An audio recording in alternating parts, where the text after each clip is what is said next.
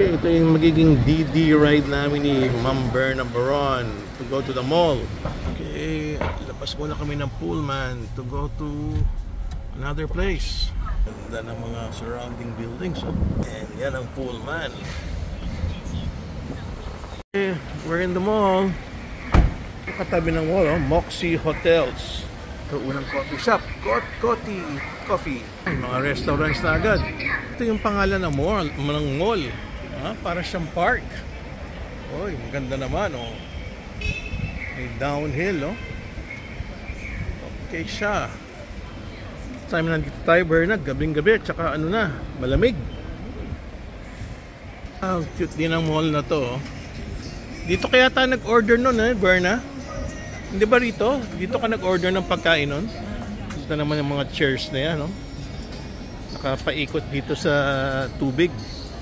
Doon sa taas yung Moxie Hotel. Ganda rin ang design nitong mall na to, ah.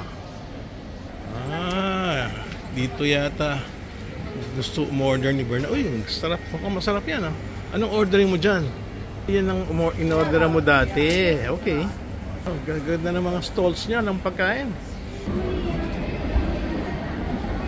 Masarap kumain na naman. Ang pangalan niya, Fresh Pepper Boss. Ito parang sushi, no? Yan, no?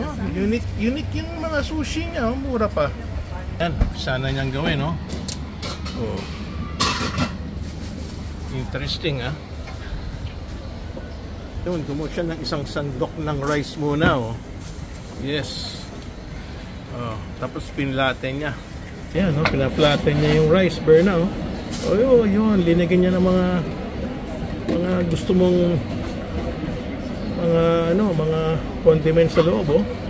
Tapos siguro after that babalutin niya, i-roll na niya, oh. Ano yung kinakabit niya? Oh, marami siyang sikreto. Yun, kakabit niya riyan. Okay, oh, tapos siguro yan mayonnaise. Oh, okay na. Ready to eat na. Oh, binalot na nga niya, oh. Bilis, ano? Yun, nilagyan pa niya ng nori, oh. Ayun. Ganun pala ang sikreto.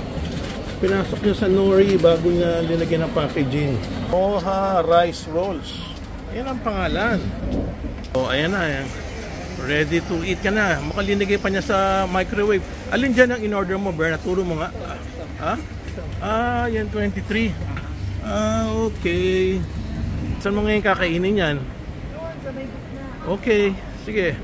Sunod lang ako. Enjoy na enjoy sila, oh. Paupo-upo lang, oh. Man, Super Eggs Puffs. Ito, heart design naman yung restaurant niya. Wow. Mukhang masarap ang mga pagkain, ano? Ang yummy lahat, oh. Ito yung favorite ko, Berna, oh. Yung problema lang, busog pa ako, pero ang sarap niya, no? Grabe. Kakamali, ito na yung pig straughter, no? Wow, ang sarap niyan. Didikit sa ipin ko yan. Ang sarap niya, no? Grabe. Grabe, sarap niyan. Oo, pig straughter. Ito yung may nakikita ko niyan. Mouth-watering yan. Grabe, oh. Woo, sus. Uy, anong ginawa niya? Yeah, one. Problema niyan. Hindi na ako makakain mamaya. Oo, tinitimbang. Ang picture ng pig straughter, no? Oh. Wow. Meron din siyang chicken feet, oh. Kaninang tindahan na to, oh. Wini-weigh niya, oh. Wini-weigh niya. 30 yung sa'yo. Sige. Wini-weigh niya, oh. Ano makakainin? Ay, bahala na. Oh. Yan ang masarap. Pero didikit talaga sa ipin ko yan. At di na ako makakain. Ayun, tinimbang na niya, oh. Oh. Ano ba ikakabit niya? Iinitin niya. Oh, lalagyan niya ng sauce. Siguro baunin ko na lang yan sa hotel. Oh. Sarap na mga pagkain niya. Oh, wala. Ayun, ininit niya, oh. Ayan. Pinapainit niya para sigadong mainit. Oh, iba naman ang luto ng kanyang chicken feet, oh. Oh, ginupit-gupit niya. Yan, tama. Para hindi masira yung ipin ko. Sana gupit-gupitin na niya kamo, katin na niya lahat. Di ba, Berna? Ikat na niya lahat. ayusin pa niya. Oo. Kung hindi, ang hirap kaya. Yes, kung hindi, ang hirap kainin yan. Oh, yes. Masarap yan, pare. Yun nga lang, kailangan tanggalin niya sa sa buto. Para hindi masira ipin ko. Oh, tagal pala. Oh, masarap ng amoy. Sa amoy pa lang panalo na, oh. Grabe. Galing, oh. Ito, Berna, ano yan, oh? Ano kayang part yan? Yan, oh. Oh. Baka kala niya. No. Yan, translator mo. Kung chicken niya, duck. Pero hindi yan chicken. Tingin ko duck eh. Kasi nipis ng paa, oh.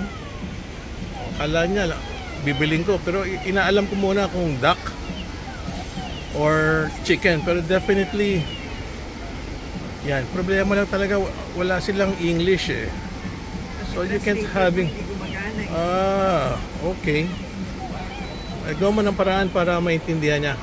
Gusto ko malaman eh. Ang nipis ng paa eh. So malamang ano yan eh. Duck yan. Or goose. Ano yan? Ano sabi? Ha? Hindi niya alam? Ayan. Sasagutin ka niya. Translator din ang gagamitin niya. Ganun talaga rito sa China eh. Translator. Yan. Translator din ang gagamitin niya. Talagang pag wala kang translator, problema talaga. Ayan, tinatype niya. Chinese to English. Ayun, umuusok-usok na yung kakainin ko. Ayan, tagal niya mag-type. Tagal din niya magluto, no? Ayan, papakita niya siguro sa Berna. Ay, nagkamali ako, hindi niya pinakita. Hindi nagkaintindihan, Berna. Yung kukunan mo ng photo. Ayaw nang gumana yung translator. Ayaw gumana translator mo. Okay. Tagal din palang pagluto niya. Kailangan siguro kainin ko na to habang mainit. Ayan, papakita niya, Berna. Berna, ayan, pinakita niya, oh. Ayan. Duck leg. Duck leg. Sabi ko sa iyo, duck leg, Duck leg. Okay, no chicken. Duck leg siya. Sabi ko na nga ba, Ayan, pare. Masarap na yan. Yan. Itong magpamilya. Order din, oh. Ayun, yung bata, ang cute, oh. Nakatingin sa akin, oh. Nakatingin sa akin yung bata. Ang cute naman niya, oh. Matagal pala umorder dito, no? Ayun. Ayun, kukuha siya. Tapos iweweigh. Ayun, ang style. Lalagyan mo sa parang cup. Iweweigh niya, oh. Exotic yung mga pagkain niya rito. Biro mo, pig straughter, duck leg. Kaya, siguradong masarap. Po muna tayo rito. Tagal na magluto. Berna, tinatawag ka na. Ready na rin yung binili natin. Okay. Thank you. Okay, goodbye. Thank you. Okay, thank you. Pwede sana umupo dyan, pero ayaw ni Madam Berna. Sabi, Korean barbecue sa loob. Dito tayo kakain? Sige. Kailangan, order ka rin ng tubig. May katwiran. Ito pala yung mga tables na pwede mong kainan. Siguro papareserve ko na to. Ayun si Ma'am Berna pa. Sabi, mukhang masarap din dito. Dito na lang kami. Yan, dyan lang tayo upo. Di ba? May ambience. Nag-isa kami balot. Kay Ma'am Berna. Eto, kay Papa Rolly. Si Berna, naghahanap pa ng maupuan Ano pa bang gusto niya? Okay na rito pumupunta pa doon sa malayo. Siguro gusto niya sa ilalim ng puno. Ayun siya, Okay, so ayaw ni Berna yung pinili kong lugar. Okay, let's go. Aba, magasarap lahat ng nakikita ko dito, ha? Sarap lahat. Gusto niya kumain dito sa may fountain. Maganda nga naman yung ambience dito. Wow. Uy, may mga nakasabit na goose doon, Ayan, wow. Sarap pala kumain dito, Yum. Nako. Kailangan pala madalas ako pupunta dito. Yes, maganda nga naman yung ambience dito. Greenery, tsaka meron pang meron pang puno. Ayun ang fountain na hinahanap ni Ma'am Berna. Kanya pala gusto niya rito. Ba, laki pala itong lugar na to. Wow. Grabe pala mag-shopping dito. Yun, pwede ka mag-escalator o pwede ka umakyat doon. Choose if you want to exercise. Dito kami nakinig ng music. Pero sarado pa oh. Ayan, yung mga fountain. Dito kami nakinig ng... Dito tayo nakinig ng music, Berna. Dito tayo nakinig ng music noon nung huling punta namin. Ganda oh. At syempre, ayan ang mga fountains, mga buildings. Ayan. Oh. Okay nga dito. So, pwedeng upo dyan. Ay, ang dami pang pagkain dun ah. Doon sa loob doon, oh. Grabe. Ha? Kahit ano. Any drinks is okay with me. Oh, yes. Kanya naman pala gusto niya rito. Alam ko na. That's a fountain. Ayan. O-order na siya ng drinks. Very good. Bago na yung upuan namin, tabi ng fountain na. Oh, ayun yung akin ulit. Kay Berna. Ganda nga naman dito. Oh. Pagtingin mo sa kanan, may fountain na. Yun, yung orderan niya ng drinks. Uy, may craft beer pala sila doon, no? May craft beer din. Ito naman sa kaliwa, ang dami namang shopping dito. Paligid mga kainan dito. Masisira ang appetite mo dito. Doon sa loob, kung saan medyo madilim, more restaurants to choose from. Okay, so ito na, kakainin ko na to. Oh, wow. Oh, wow. Wow, wow. Masarap yan talaga.